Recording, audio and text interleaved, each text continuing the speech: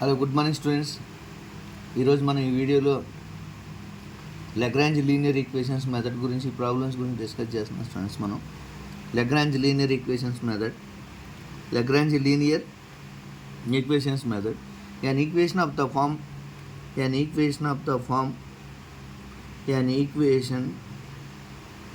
the form p into small p plus q into small q equal to r is called Lagrange's linear equations. Okay students, now first we find what is p. Write p, capital P equal to, okay students, capital P అంటే ఏంటి మనం తెలుసుకోవాలి. Capital P అనేది తెలుసుకునే ముందు మనం ఒకసారి ఇది ఆ ఫార్మాట్లో లేదు స్టూడెంట్స్ ఇక్కడ మనం, అందుకని మనం ఇక్కడ ఏం చేయాలంటే ఫస్ట్ మనం దీని ఈక్వేషన్ మొత్తాన్ని మల్టిప్లికేషన్ చేయాలి. ఈక్వేషన్ మొత్తాన్ని మల్టిప్లికేషన్ చేసి తర్వాత సింప్లిఫికేషన్ చేయాలి స్టూడెంట్స్. కాబట్టి P values Q values find out చేద్దాం. కాబట్టి px into Z minus 2y², ఇది కరెక్ట్గానే ఉంది స్టూడెంట్స్, సరిపోయింది. కానీ ఇది ఒకటే కొద్దిగా ప్రాబ్లంగా ఉంది. కాబట్టి Z into Z minus y² minus 2x³ minus qy of Z minus y² minus 2x³. కాబట్టి these implies px into Z minus 2y² minus plus qy into Z minus y² minus 2x³ equal to Z into Z minus y² minus 2x³. Okay students, ఇది p అంటాం, q అంటాం. ఇలా p q values రాస్తాం. ఇలా p అంటే ఏంటి in this problem? What is p? What is capital p? Here capital p equal to x into z minus 2y² and q equal to y into z minus y² minus 2x³ and r equal to z into z minus y² minus 2x³. Okay students, ఇలా pq r values మనం find out చేసాం. Next find out చేయాల్సింది ఏంటి అని మీరు కానీ ఒకసారి కానీ అబ్జర్వ్ చేసుకుంటే, ఓకే స్టూడెంట్స్, ఇందులో మనం ఏం ఫైండ్ అవుట్ చేయాలి అని ఒకసారి కానీ మీరు కానీ చూసుకున్నారనుకోండి, ఇందులో ఏం ఫైండ్ అవుట్ చేయాలి మనము? ఇందులో ఏం ఫైండ్ అవుట్ చేయాలంటారు? ఇందులో మనం ఏం ఫైండ్ అవుట్ చేయాలంటే ZPQR వాల్యూస్ ఫైండ్ అవుట్ చేసాం.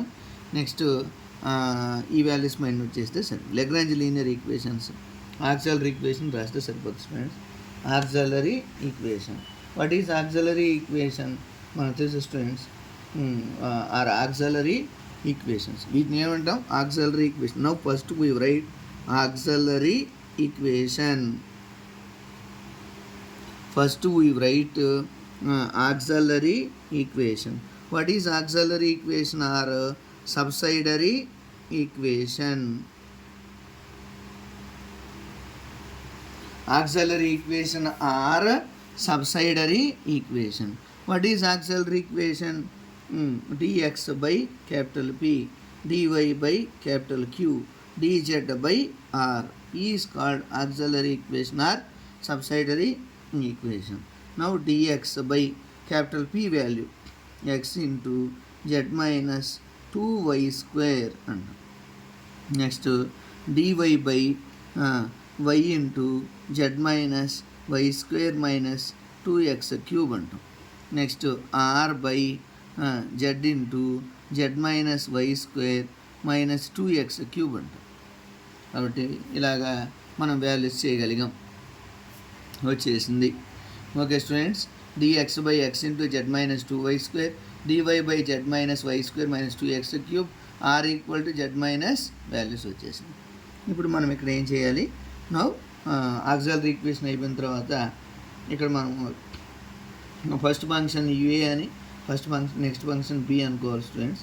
ఇప్పుడు మనం గ్రూపింగ్ అప్లై చేయాలి. Grouping apply grouping auxiliary equation or subsidiary equation రాసేసాం. అంటే auxiliary equation or subsidiary equation అంటే dx by capital P, dy by capital Q dz by R is called auxiliary equation or subsidiary equation. Next grouping method apply చేయాలి students.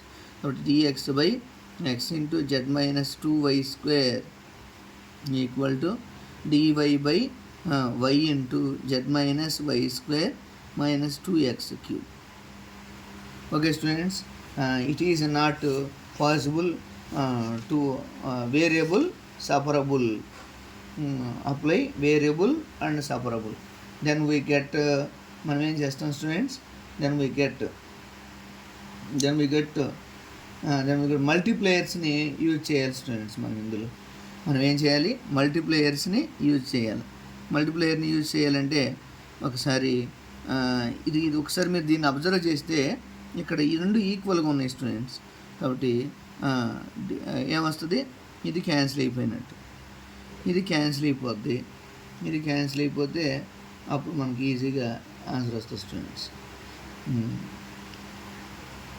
Okay students, ఇప్పుడు ఇది cancel అయిపోతే ఎంత వస్తుంది, ఇదిగో తీసేసాం. Next అలాగే dz బై, ఇక్కడ r అంటే ఏంటి, dz బై z. మళ్ళీ ఒకసారి రాద్దాం స్టూడెంట్స్ని. కాబట్టి dx by x into z minus 2y square equal to dy by y equal to dz by z.